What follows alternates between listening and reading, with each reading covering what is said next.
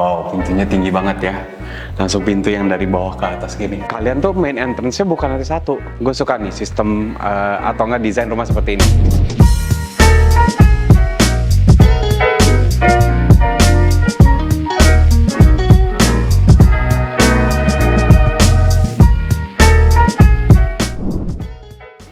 Oke guys, balik lagi dengan gue Cakra dari paragonproperty.id. Kali ini gue berada di daerah Andara. Nah, gue mau kasih lihat nih, rumah di Andara tuh kayak gimana sih, harganya berapa. Karena rumah yang kita lihat ini spesial banget. Kalian dengan harga 3,6 M-an, kalian udah bisa dapetin luas tanah 120, bangunan 250. Kamarnya ada 4+1. Nah, buat kalian yang mau tetanggaan sama Sultan Andara, bagi gue yang di rumah itu cocok banget sih. Yuk kita lihat. Nah, kalau kalian bisa beli rumah 3,6 M, pastinya kalian punya mobil 2 dong. Di sini udah dikasih carport 2. Dan carportnya bukan carport kecil ya, carport gede. Bahkan ada space buat parkir motor juga kalau kalian mau. Di sini nanti bisa kalian bikin buat space parkir motor. Nah, ini juga carportnya juga bukan carport kecil-kecilan ya. Bagi gue nih, carport 2 ini cukup untuk 2 Alphard kalau kalian mau masukin masih bisa. Atau nggak Alphard sama Fortuner lah, SUV gede gitu satu lagi. Ini masih muat. Nah, sekarang gue bakal ngasih lihat juga di rumah ini spesialnya adalah kalian tuh main entrance-nya bukan lantai satu. Gue suka nih sistem atau nggak desain rumah seperti ini. Main entrance kalian itu langsung ke lantai 2. Jadi nama tipe rumahnya ya itu kayak semi basement dah. Jadi rumahnya sendiri main living area-nya itu di lantai 2. Tapi lantai 1 ini masih ada space untuk buat taruh kamar tamu sama kamar pembantunya. Nah, sekarang kita masuk dulu yuk ke dalam. Sekarang kita berada di lantai 1. Lantai satunya tuh ada apa aja sih? Ya kan? Pertama, ada service area. Service area ini buat ruang mencuci, kamar pembantu, toilet pembantu, dia tempat pembantu untuk menyetrika baju. Ini nanti akan dilakukan di sini semua. Dan space-nya nggak main-main, lumayan besar. Belasan meter square kalau menurut saya nih, cukup besar. Selain itu, selain ada main entrance, ini mungkin kalian buat terima tamu bisa di sini ya, bikin tempat buat terima tamu. Kalian juga punya kamar tamunya. Kamar tamunya, kalau yang tadi di depan ada tangga buat naik ke lantai 2, ini letaknya pas di bawah tangga tersebut, ya. Jadi kamarnya juga nggak kecil, cukup besar, bahkan dikasih jendela yang besar juga nih keluar. Ya.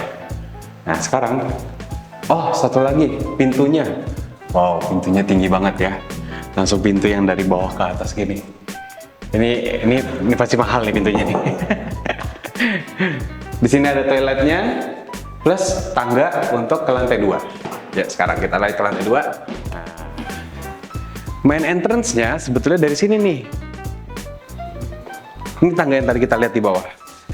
Ini mungkin kalau saya lihat ini kayaknya bisa jadi tempat tanaman atau enggak kolam. Kalau kalian mau bikin kolam di sini juga bisa ya.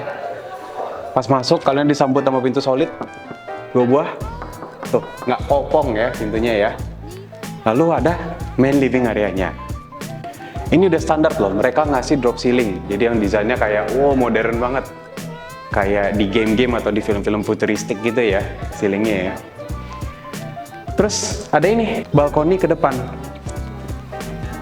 Ini nih, rasanya punya main living area di lantai 2. Kalian punya space buat outdoor-nya juga. Terus udah dikasih sebagai standar, ini kayak flap pivot door gitu tuh, buat dibuka. Oh, ini nggak pivot. Dia kayak, sistemnya sama kayak kaca biasa, cuman ini bukan kaca. Ini buat nge-cover cahaya matahari ke living area kalau misalnya lagi panas nih. Siang-siang rumah kalian ngadep timur, ngadep barat, terus cahaya matahari sore-sore jam 3 sore itu biasanya langsung nerangin ke living area. Kalian bisa tutup ininya dulu, tuh, keren banget. Sekarang kita ke belakangnya nih. Di belakangnya itu ada semacam apa ya, kayak balkoni tapi di dalam area rumahnya. Jadi dikelilingi tembok. Ini bagus buat taruh tanaman-tanaman atau buat nge-expand living area kalian. Kalian lagi punya tamu atau lagi ada acara di rumah, pingin living roomnya lebih lega lagi, tinggal buka pintu ini, pasang kursi-kursi, buat terima tamu kalian, mereka duduk dulu makan di sini, ini oke banget. Terus satu hal lagi, toiletnya. Toiletnya udah standar ya, Toto ya, dengan basin yang nggak standar. Terus juga udah cukup luas, walaupun ini masuknya ke sebagai powder room ya, jadi dry toilet, bukan untuk shower. Ya ala-ala rumah orang kaya gitu deh. Gitu. Nah sekarang kita ke lantai 2, tempat kamarnya. Yuk kita lihat. Nah sekarang kita berada di top levelnya atau lantai 3-nya rumah ini. Pertama yang kalian akan lihat ini toilet kamar anaknya. Kamar anaknya di sini ada 2, jadi mereka sharing toilet di sini. Walaupun mereka sharing toilet, mereka nggak bakal ngurangin kualitas toilet yang mereka buat. Contoh, basinnya sama, Toto juga. Habis itu WC-nya juga pakai Toto. Habis itu pakai keramik granit tiles juga nih untuk tembok-temboknya. Pintunya juga floor to ceiling. Oh, bagus banget ya. Lalu kamar anak pertama. Nah, kamar anak yang ini dapat balkoni. Balkoninya sama balkoni orang tuanya di sebelah. Nanti kita lihat. Untuk jumlah luas kamarnya yang ini nggak terlalu besar memang, walaupun dia dapat area balkoninya, sama kayak ada semacam foyernya gitulah, jalanannya gitu untuk menuju ke kamarnya. Mungkin dia bisa taruh perlengkapan sekolahnya di sini digantung. Jadi sebelum berangkat ngambil alat-alat sekolah mereka baru berangkat. Tapi untuk dari segi luas kamarnya udah mencukupi sih. Sekarang lihat kamar anak keduanya. Nah kamar anak kedua yang ini lebih gede dari kamar anak yang tadi dan sama-sama dapat jendela. Biasanya kamarnya tuh banyak kan perumahan yang kita udah lihat nih ya. Kamar anaknya tuh dibedain, ada yang lebih kecil satu, lebih gede satu, terus nggak dapat jendela satu dapat jendela. Yang ini memang ada perbedaan walaupun kamar yang bagi saya jendelanya dan tidak ada balkoni, dia tetap ngasih kamar yang lebih luas daripada yang satu lagi. Jadi ya nggak berebutan deh seharusnya gitu. Nah, untuk bagian living areanya ini bisa digunakan sebagai reading room, reading area atau tempat area belajar anak. Kalau anak belajar bosan di kamar, dia bisa belajar di sini. Dan ada jendela hidupnya, semacam sliding door gitu ya. Gunanya apa? Oke, di saat kalian nggak mau ngidupin AC siang-siang, kalian tinggal buka sebuah pintu sama buka jendela depan. Ini ventilasinya enak banget. Jadi udara panas ini keluar lewat sini. Udara dinginnya masuk dari depan. Gitu, sirkulasi udaranya bagus di sini. Sekarang kita ke kamar utamanya. Oh ya, satu hal lagi, vinilnya di sini udah standar ya. Jadi setiap kamar di lantai 3 ini udah memakai vinil di kamarnya. Plus dapat balkoni untuk master bedroomnya. Balkoninya kayak gimana? Gede banget, nyambung ke kamar anak gitu. Di sini masih bisa lah naruh coffee table misalnya, atau enggak kalian mau pakai rumput sintetis atau apa buat taruh beanbag atau apapun itu. Yang penting ini bisa jadi bagian lah buat area master bedroomnya gitu. Nah, yang namanya master bedroom biasanya kurang banget kalau nggak dilengkapin sama walk-in wardrobe area. Ini udah kelihatan ya, areanya ketahuan banget antara buat dipakein buat meja rias atau buat wardrobe areanya. Bisa jadi dibikin letter L kayak gitu di sini.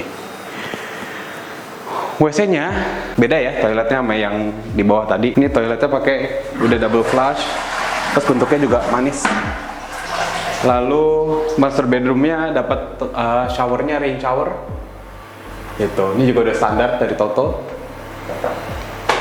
Ya bisa dibilang ini benar-benar dimanjain sih pemilik rumahnya di sini. Nah sekarang setelah kita lihat lihat rumahnya, kita mau bedah biayanya nih. Berapa sih biayanya untuk bisa dapetin rumah di Kinaya Residence ini? Yang pastinya dari harga 3,6 itu masih ada biaya-biaya lain yang kalian harus bayarkan. Cuman untuk tahu worth it atau enggaknya, dengerin dulu segmen bedah biayanya. Oke guys, sekarang kita masuk ke dalam segmen bedah biaya. Di sini kita akan bantu kalian, kasih tahu kalian kira-kira biayanya berapa sih yang kalian harus siapkan untuk bisa dapetin rumah di Kinaya Residence. Nah, pertama, unit yang kita mau bedah biayanya itu dengan luas tanah 117 meter dan luas bangunan 250 meter. Di sini ada 3 cara membayar. Pertama ada cash, terus cash bertahap, terus KPR ya. Untuk yang cash itu ketiga cara pembayaran itu sama, booking fee-nya 20 juta, tapi yang mempengaruhi itu di DP dan pelunasannya aja. Pertama untuk cash, kalian dengan booking fee 20 juta, kalian harus nambah sekitar DP di sekitar 30%-an dari harga rumahnya. Sama dengan bertahap ya, nilainya kurang lebih sekitar 1,1 M-an. Nah, untuk cash pelunasannya ya pasti di minggu setelahnya langsung. Dengan bertahap itu langsung setahun setelahnya maksimum ya. Nah, cara pembayaran ketiga itu ada KPR. KPR ini unik karena DP-nya kalian cuma perlu siapin 10% untuk bisa dapat rumah di sini. Nah, di luar DP tersebut pasti ada biaya-biaya yang kalian harus bayarkan ya, seperti pajak dan biaya KPR. Pajaknya, jadi dari segi pajak itu ada 2, biaya akad AJB, akad jual beli, itu nilainya 1% dari harga rumahnya, dan BPHTB. BPHTB itu nilainya sekitar 5% dari harga rumahnya. Totalnya dari segi perpajakan itu sekitar 210 jutaan ya, 220 jutaan lah kurang lebih. Nah, untuk teman-teman yang pakai fasilitas KPR, ada biaya tambahan untuk pengurusan KPR-nya. Pertama, biaya KPR atau provisi, itu nilainya sekitar 1% dari pinjaman kalian. Jadi kurang lebih sekitar 33 jutaan ya. Lalu ada yang namanya biaya asuransi. Asuransinya ini nilainya sekitar 4-5% dari harga total pinjaman kalian. Misalnya pinjaman kalian jadinya kalau DP 10% itu di angka 3,3-an, maka biaya asuransinya itu sekitar 134 jutaan. Nah, total yang kalian harus siapkan kalau kalian pakai fasilitas KPR, biayanya itu sekitar 763 jutaan. Nah, buat kalian yang masih penasaran, kira-kira bisa turun lagi nggak sih dari angka 700 sekian tadi? Terus kira-kira termin pembayaran atau cara pembayaran cocok buat kalian tuh apa sih? Lalu promo apa lagi sih yang bisa ditawarkan developernya buat kalian? Kalian bisa langsung hubungi agen Paragon di link di bawah.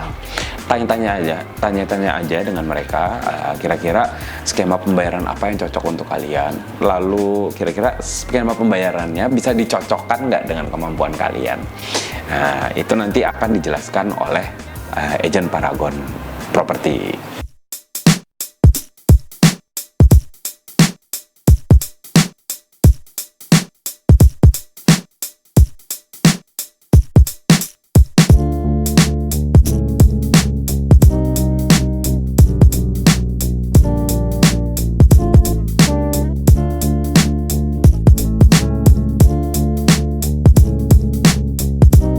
Setelah kalian udah tahu nih berapa biaya yang kalian perlukan untuk bisa dapetin rumah di sini, menurut kalian gimana? Masih worth it nggak? Karena pada kenyataannya blok A itu udah sold semua, sekarang tinggal blok B yang belum sold. Jadi banyak dari konsumen yang merasa ini rumahnya worth it sebetulnya untuk bisa dapetin rumah dengan harga tersebut di Andara lagi kan. Nah, buat kalian yang tertarik untuk beli rumahnya, kalian bisa langsung hubungin WhatsApp number kita dan ngobrol langsung sama agen kita. Terus kalau kalian kira-kira kurang cocok sama rumahnya, kalian pingin lihat rumah-rumah lain yang kita jualin tuh ada apa aja, kalian bisa follow Instagram kita @paragonproperty.id atau subscribe ke YouTube kita di paragonproperty.id.